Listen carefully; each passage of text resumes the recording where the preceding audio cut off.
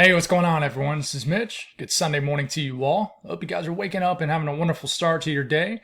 And I hope everyone's been having a great weekend out there so far. Happy Father's Day to all the awesome dads out there. We appreciate y'all so much and what y'all do, what y'all provide, and all that good stuff. Hopefully, you got you a cool day planned out, or hopefully, a weekend was made out of it. But we appreciate y'all and happy Father's Day once again. So, there is a lot to talk about out there as far as the weather just for today. I mean, honestly, and of course, we'll speak on that first in this video. We'll speak on current conditions, the latest outlooks, and we'll break down the country section by section. I know I have that on repeat right now, but until there is something big time to discuss, that will continue to be our routine and our flow throughout these videos. But after we get done talking about today's weather, we'll speak on the pattern out ahead. It's going to be a pretty active week. And, that kind of stinks as far as me covering the weather because I want to remind you guys I'm going on vacation Wednesday. So Tuesday will be my last video.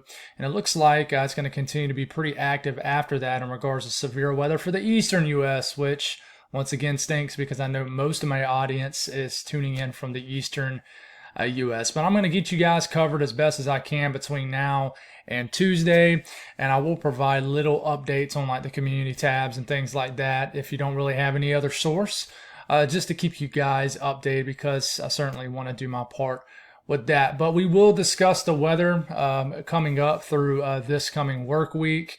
I do think we're going to have at least a slight risk for each and every day, at least through about Thursday later this week. So we're going to talk about it all, nerd out with you guys, discuss the pattern and all that good stuff. If you folks have not subscribed, certainly consider doing that. Like the video if you like it. If anybody has anything that I can pray about or pray over, please put it in the comments below. And of course, I got you a Bible devotion at the end of this video. And I know I've kind of got my days mixed up. I think I was doing different set of days before, like Tuesday, Thursday, and Saturday. The days have kind of gotten mixed up, and I want to do more days than that anyways. I want to do 4 to 5 days and then bump it up eventually to where I can do it every single day. But we'll get there. So let's get rocking and rolling. Current conditions. We've got a big old slug of storms rumbling through Oklahoma right now. This is popping off severe thunderstorm warnings, flash flood warnings. We got areas of energy up here in Iowa, the Dakotas, moving out of Montana. So what's going on is you got flow on top of this ridge. This ridge will eventually break down, but for now it's still flexing. And then the energy drops down the right side of this ridge, and then it dramatically goes down like you're kind of going down a roller coaster, right?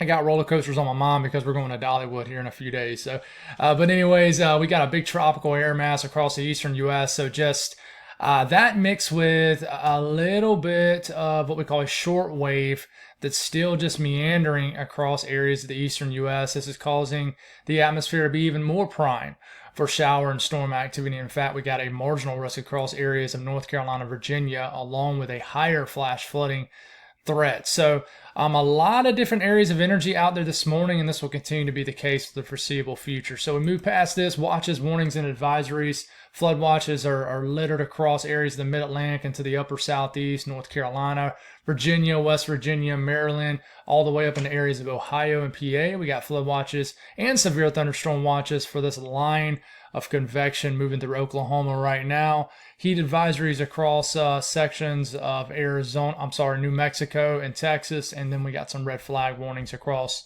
Utah and Colorado. So we move past that and we look at the Storm Prediction Center outlook. We have upgraded to an enhanced risk for Montana, areas of the Dakotas, and Wyoming. I know I don't have as many people tuning in from this area up here, but I will get detail for you folks regardless. Definitely say hey if you're tuning in from this area of the country. I would love to know if you are watching from that area. That would be phenomenal if you did that. I'd appreciate that. But we got the enhanced risk up here, slight risk around that, marginal risk around that. We got level 1 out of 5 risk of severe weather. Also for VA and North Carolina, widespread showers and storms expected in this area.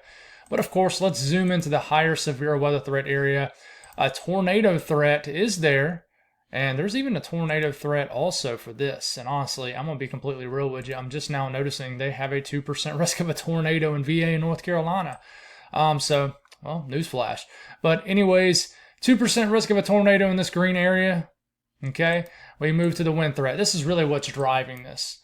In the red area, that is a 30% risk of winds exceeding 55 to 60 miles per hour within 25 miles in a given location. The yellow is a 15% risk, and the black outline region with the black dashes going in between it, which includes all the red area, a good chunk of the yellow, that is a 10% risk of significant wind gusts. Hopefully I didn't just say hail, but this is a 10% risk of winds exceeding 70, 80, 85 miles per hour within 25 miles in a given location.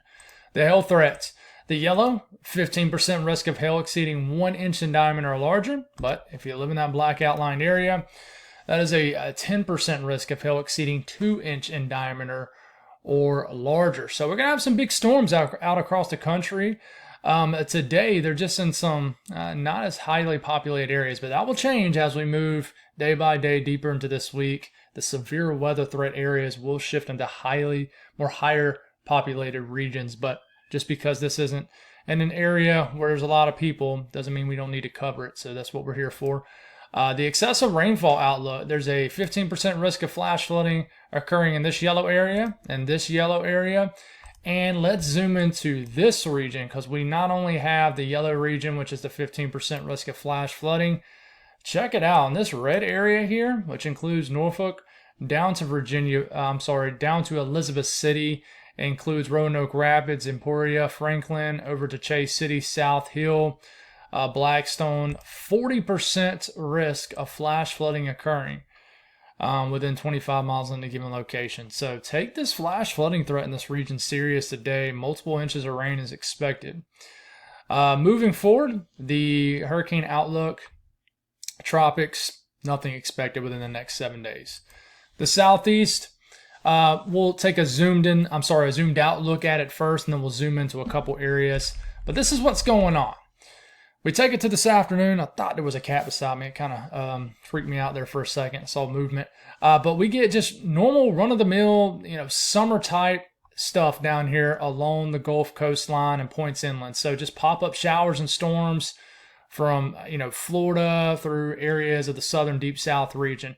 Now, I'm going to back this up a little bit. You see all these storms that have a lot more flow to them. They're kind of moving more so west to east across this area. This is generated off, you see the L? A short wave, kind of a weaker area of low pressure, and just a weakness in the pattern.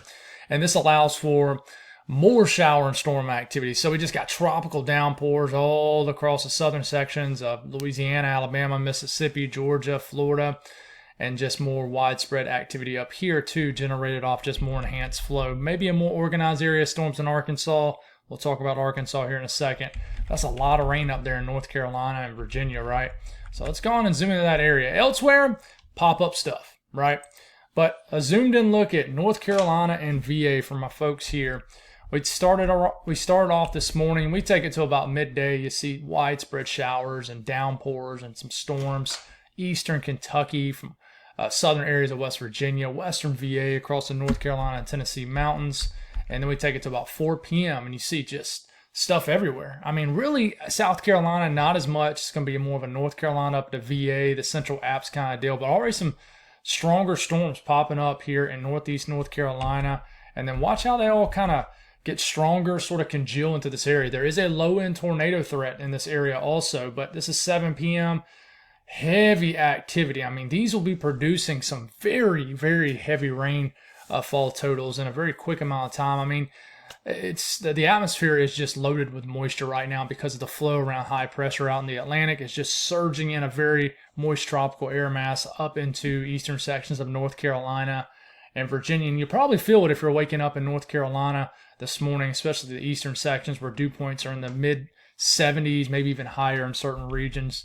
But you take it to about 8 p.m., just storms everywhere in that area, 9 p.m., 10 p.m., 11 p.m., midnight. It is still storming like crazy from Greenville up to Virginia Beach, and just a very stormy time up here for your Father's Day night and all of that stuff. So, I mean, just be aware, and you look at how much rain could fall between now and the 48-hour thing ain't working out, so I did 72. So this is between now and really 8 p.m. Tuesday. Multiple inches of rain is expected. Richmond down to Greenville, over to Raleigh, Danville, over to Norfolk and Virginia Beach. Anywhere from 1.5 to 3 inches of rain. Once you start to see this yellow color, that's over 4 inches of rain. Someone's going to try to get probably sneak and get about 4 to 5, 6 inches of rain, especially if you continuously keep getting hit by storms in some of the same regions. And even up in West Virginia, I mean, sort of the higher terrain in North Carolina, VA, I mean, 1 to 2 inches of rain is likely. So be aware of that. The flooding threat could become serious pretty fast in this area for today into tonight. The Northeast, quiet weather, a pretty nice Sunday. Now, the further south you get into like southern areas of PA, point south, southern Ohio, we'll get some storms because you get into the area that's being influenced by that short wave that we just talked about. It's going to bring all that activity for VA, North Carolina. But you get up in the north to the Northeast, I mean, just some showers, maybe a little cloud cover messing with your sunny day, but in general, just some showers, and maybe by the time we wake up tomorrow morning, kind of the same deal. I mean, once you get in the northern PA, points north and northeast and east, I mean, maybe some overcast conditions in certain areas, maybe some sunny areas, but, you know, for the most part, as far as rainfall, it doesn't look very widespread up in the north and up into the northeast today. The south central U.S., we got this big area of storm surging south. It will continue to surge south into northern areas of Texas. We'll see how much steam it can continue to maintain here, but just normal pop-up downpours down here in southeast Texas. We don't need any rain down here. We've had the flooding. We had the fatalities in San Antonio, but, you know, we're going to get more downpour activity. We could get a more organized area of storms in western areas of Arkansas that could develop, sweep across central Arkansas. And the storms that are in Oklahoma right now could eventually make it all the way to the Texas coastline. We'll see if that happens. But if you live in Arkansas, Louisiana, a pretty stormy afternoon and evening for a lot of areas. But like I said, just watch out for this more organized area of storms here in Arkansas. See how it's bowing out right there. That could pack a punch. That's definitely probably going to produce some. I gotta stop saying that. That's definitely probably. But that is most likely going to produce some severe storms for today in central Arkansas. A little bit of a spin, too. It's interesting. It almost looks like what we call an MCV, mesoscale convective vortex, a little spin in the atmosphere driving. I would watch Arkansas today. What kind of risk of severe weather do y'all have in Arkansas today? Let's see. Heck, you guys, yeah, y'all got a marginal risk. So take that serious. Not a huge deal, it doesn't look like, but, you know, take it. I wouldn't be surprised you end up getting a slight risk. But there is some action that is possible in the southern high plains of Texas, Oklahoma, Colorado, New Mexico, but on this particular run, it doesn't look very widespread. Up here in the north central U.S., some showers are possible across the Great Lakes states.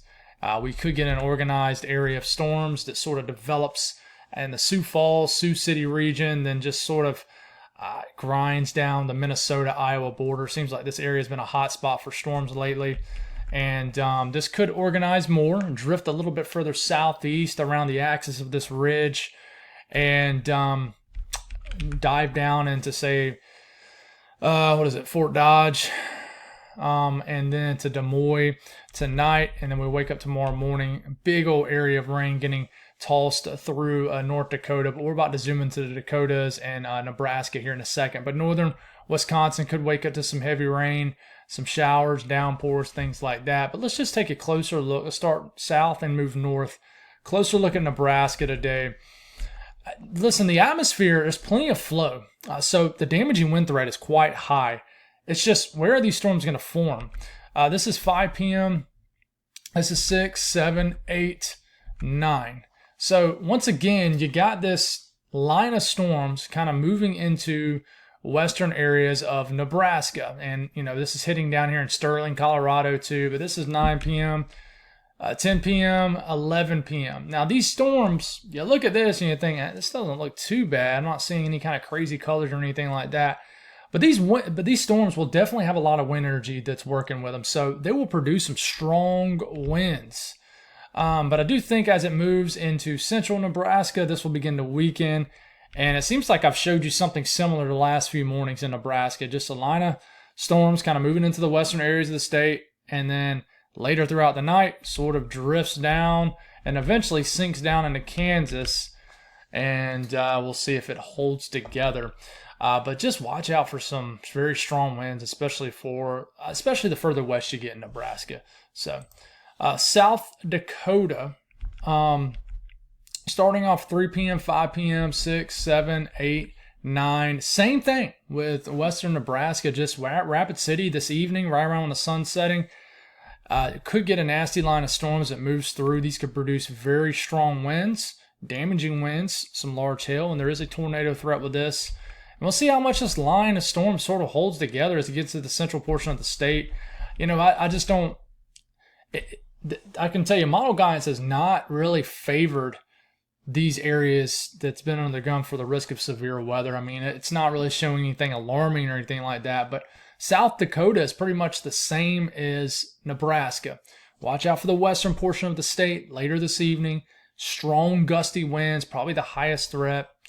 But this particular model doesn't show anything too worrisome. But I'm going to show you the HRRR model run of the predicted wind gust swath. And you're going to see what I mean as far as these winds. But starting off around midday in North Dakota.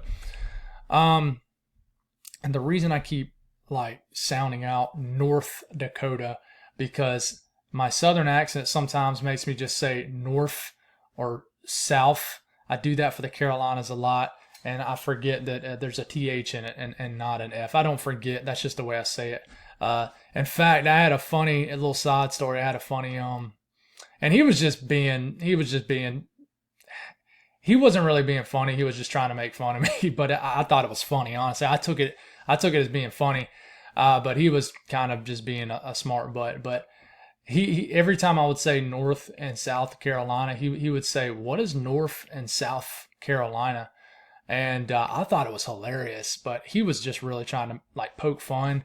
He eventually did it so much that it was like, all right, this guy's a little bit too much. Had to take him off the channel. But to this day, I've told friends and family about that and work people, and it's a funny joke now.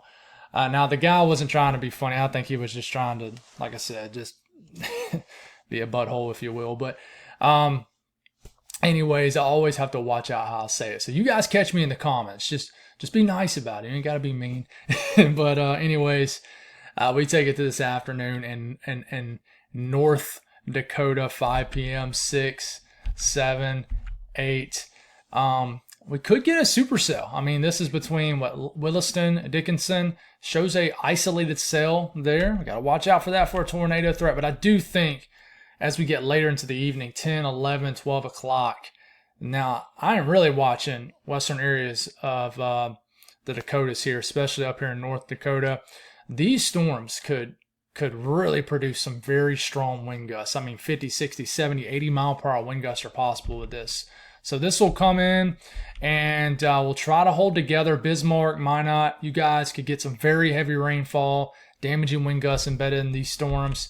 And then I do think it'll weaken and turn into sort of a spin up here as a short wave kind of rounds on top of this ridge through the Dakotas.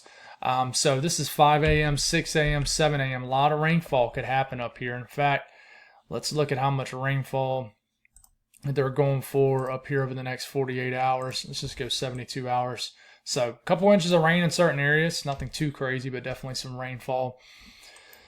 But out west, the only big area to talk about is Montana. Now, we're going to get some storms in extreme eastern Wyoming too, and these could be severe. But Montana, up here, you guys could get some crazy storms. This might be your biggest severe weather day of the year, honestly. But 2, 3, 4, some supercells could form. And sort of central areas of the state, you see isolated, more discrete cells. These could produce a tornado. And then we take it to 6. We take it to 7 p.m.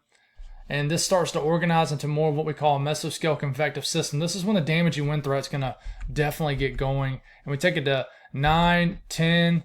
I'm telling you, Miles City points north. And listen, this could extend to the south also. But I think that this is going to be kind of in just the eastern areas of Montana.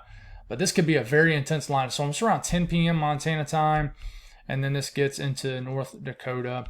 And we get into the early morning hours and maybe more action begins to form. But if we look at what her model is saying regarding predicted wind gust swath, now it overdoes this sometimes. But that line of storms in Montana, moving into the Dakotas could produce, if you look down here, over 80-mile-per-hour wind gusts. And this is what I'm talking about in South Dakota and Nebraska. Heck, even in northeast Colorado, it didn't show these storms looking very intense, but it shows them producing some very strong wind gusts. So just be aware of the wind threat up here in the high plains for today. Temperatures, normal mid-June type stuff. Nothing too crazy one way or the other. The western U.S., it is hotter with the ridge still in place. The southwest baking, just getting to that time of the year where it gets well into the 100s, and you know, the only time of the day where it drops below 100 is deep at night. So just getting to that time of the year out here where it just remains hot for the foreseeable future. And now moving forward, looking at the Storm Prediction Center update outlook for tomorrow.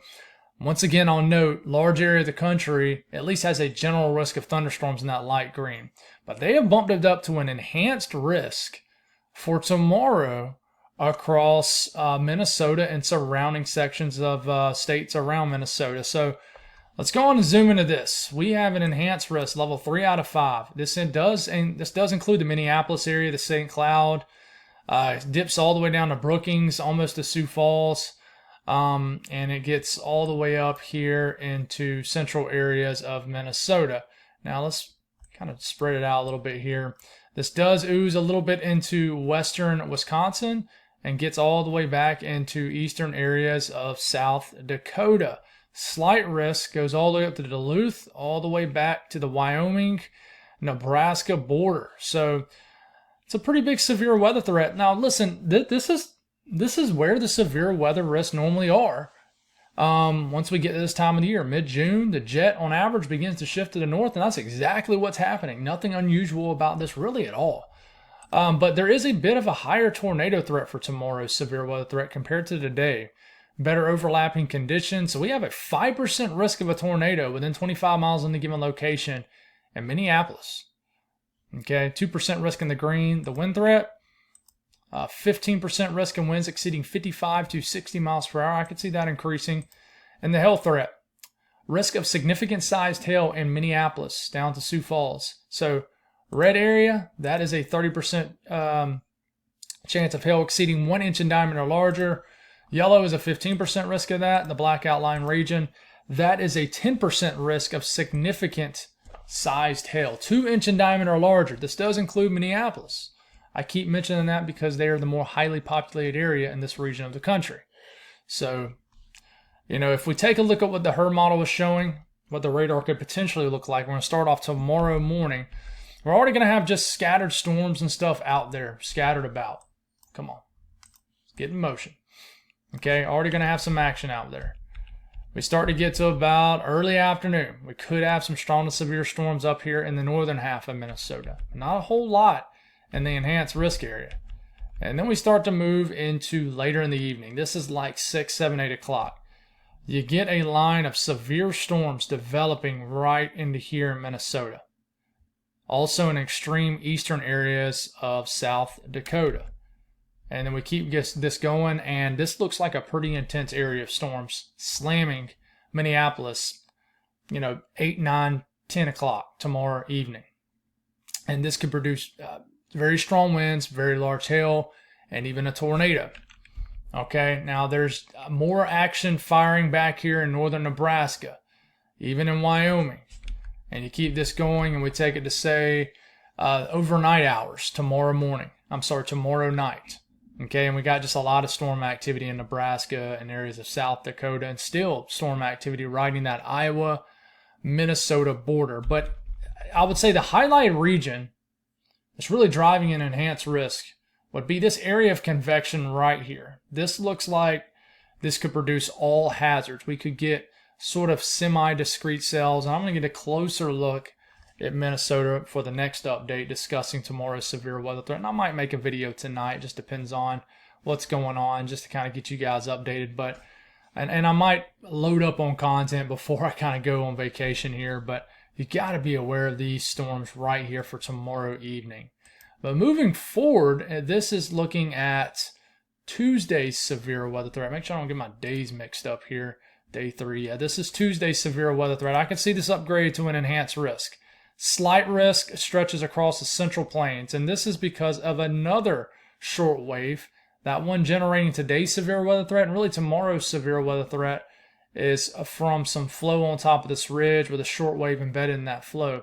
As the ridge flattens, the ridge will flatten. This will allow for some short waves to kind of dive further south across the Rockies. So that means they will eject out the Rockies a little bit further south. So the severe weather threat shifts south into the central portion of the country, Kansas, Missouri, Iowa, areas of Colorado, and then the marginal threat around this. There's also a short wave that is here, and I'm pretty sure that's the short wave that brings the severe weather for Minnesota, or at least a piece of it, just an embedded elevated area of flow across the mid-Atlantic. So there will be a severe weather threat also for areas of the mid-Atlantic, upper southeast, central apps for Tuesday. But level 2 out of 5 risk. This means that there's just a 15% risk of severe weather within 25 miles in a given location. And then we get into Wednesday, folks, and the short wave sort of strengthens, area of lower pressure.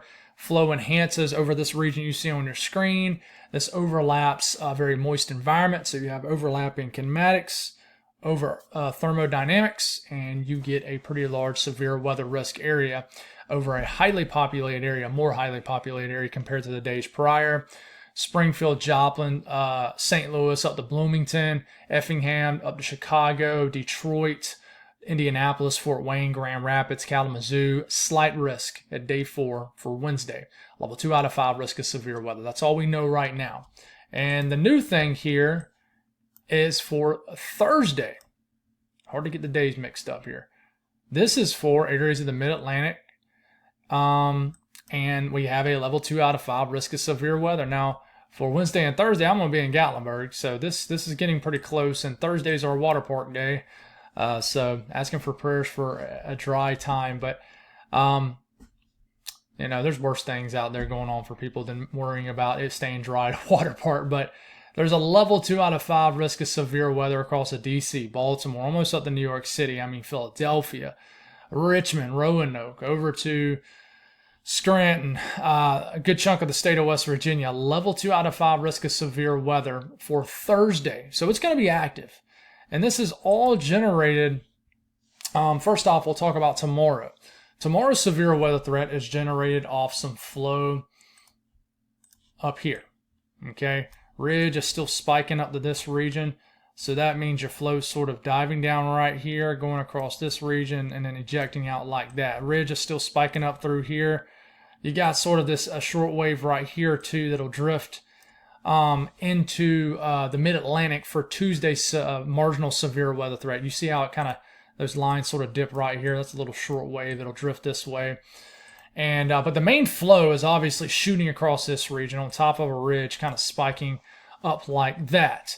All right, so there is a short wave sort of embedded into the flow right here, a weakness, if you will. So that is what's going to drive tomorrow's severe weather threat across sort of this region right in here. And I might have, but you get what I'm saying. This is tomorrow's severe weather threat. Now, I want you to watch how things sort of shift after this.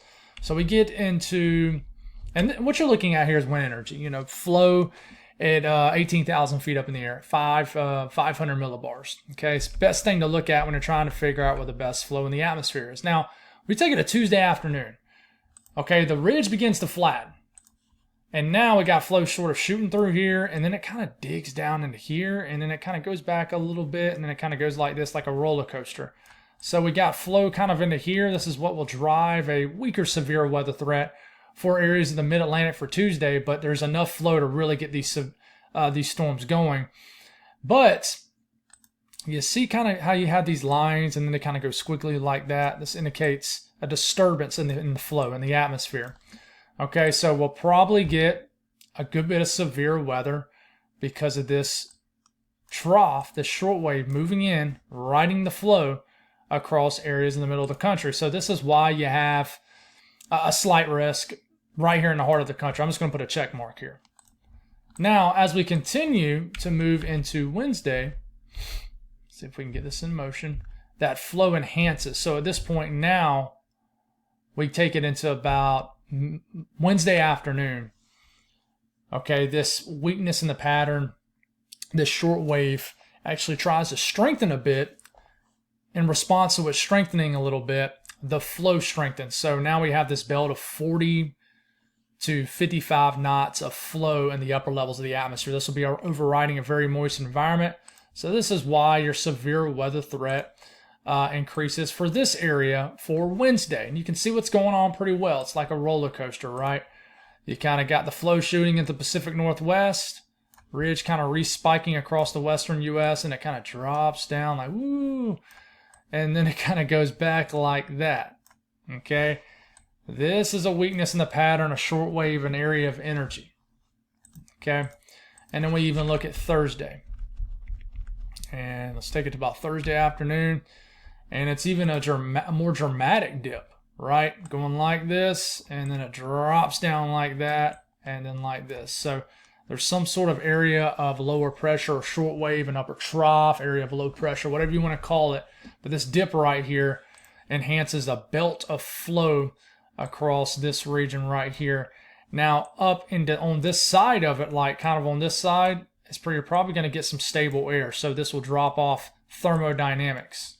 Okay, but this will enhance a southwesterly flow, which is always the thing you look at.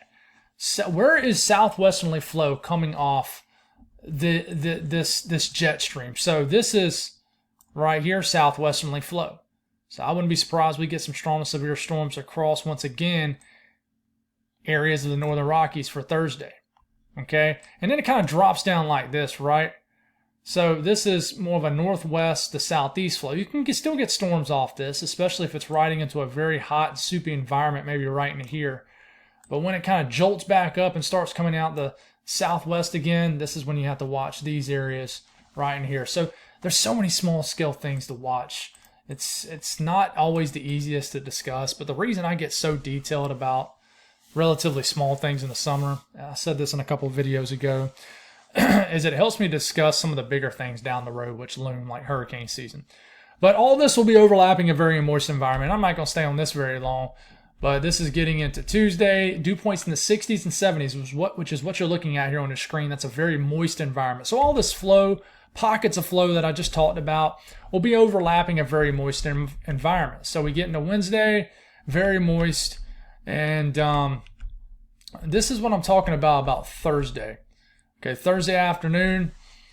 Okay, let's roll on this. Thursday afternoon, the flow's kind of going like this. Not a lot of moist air, so there might not be much of a severe weather threat like I just mentioned for Thursday out in the Rockies. But this kind of drops down and goes like this. So there is a little bit of a dip in the more favorable thermodynamics, surface moisture into this area for Thursday.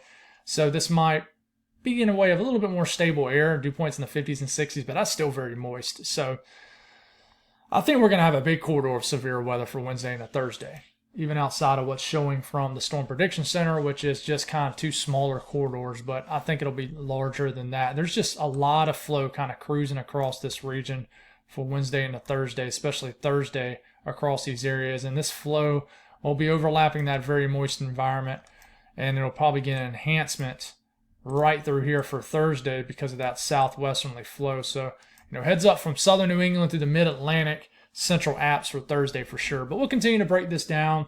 Interesting pattern setting up roller coaster flow over a very moist air mass. So let's make a timestamp here, and we'll make this it, and let's do our Bible devotion. So this morning, I will be reading, I'm going to read kind of two separate Bible verses here, but this morning we're in 1 Samuel chapter 17, verse 48, and this is a part in the Bible that many people are familiar with, David and Goliath.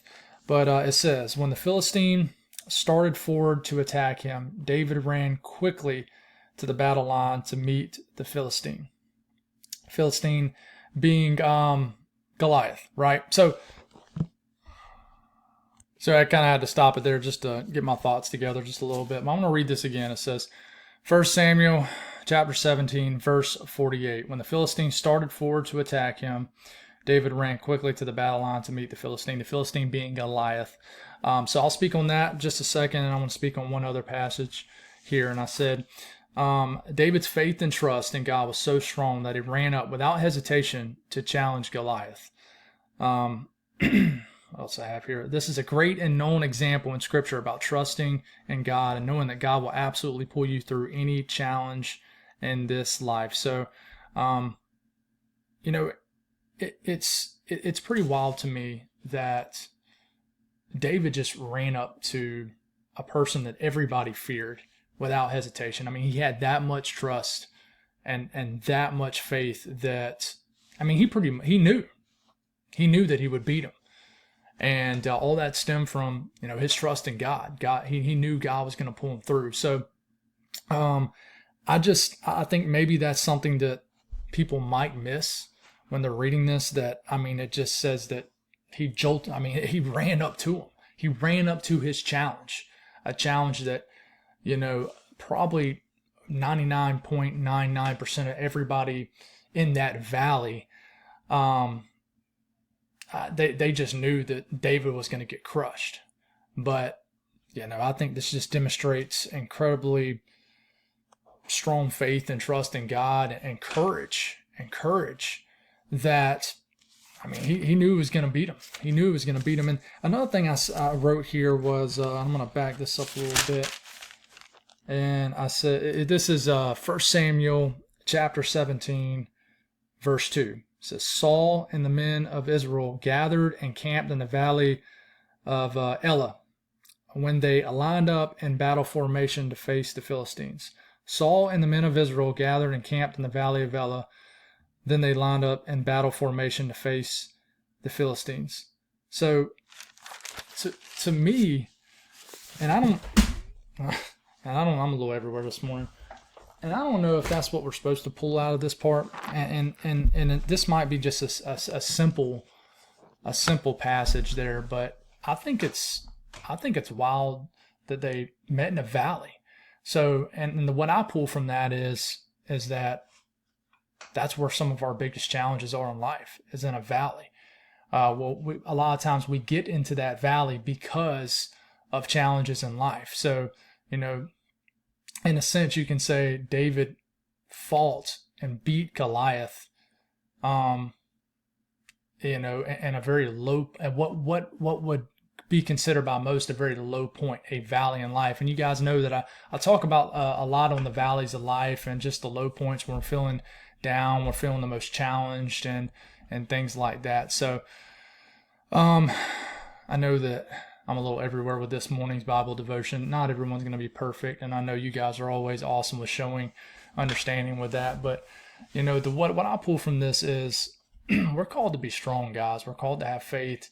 We're called to believe and trust that God is going to pull us through anything, even some of the worst situations out there. And like I said, everybody just knew David was going to get crushed. But David was fully confident because of God. So, with whatever comes in our life, whatever blows, whatever happens, and I've said this many times, sometimes some of these blows in life are just absolutely terrible and heartbreaking and awful. I can mention it, but let's just not dive deep into that. But some people are going through some really bad things. But if you lean on God and you trust in Him, He is going to pull you through. He is absolutely going to pull you through. Now, Him pulling you through might not be your definition of what it looks like for you to get pulled through. For example, if you desire, if you want to get this out of the situation, and you know that that's going to make you feel better, maybe that's not what God wants you to get out of the situation. Maybe you have to suffer. And it's going to, by the time you get into the other side, you get through it, you're going to be exactly what God wants you to be in that exact part of your life. It's wild. It's wild how it all works. And listen, I'm still learning this too. I'm learning this every single day with you guys.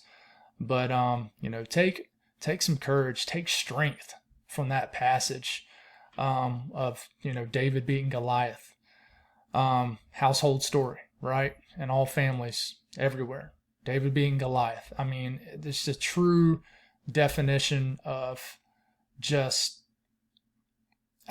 just a ridiculous amount of faith and trust in God that he just, without hesitation, ran up to what most considered a death, and he didn't die. Now we know that he didn't die, right? So that's all I got, guys. Thank y'all for tuning in. Hope you guys have a wonderful day. I might do a video tonight. I might not. I'm not quite sure, but certainly have a great Father's Day, all the dads out there. We appreciate you so much. We do. I mean, I just want to reiterate this too. There's a lot of father figures out there that may be the kid that you're not taking, the kid that you're taking care of. It might not technically be your child, but you're there for him. You're a father too. Remember that. You're a father too. Father figures are absolutely fathers. So, just want you guys to remember that. And yeah, love you all. Appreciate y'all. Y'all have a wonderful day, and we'll talk to you again soon.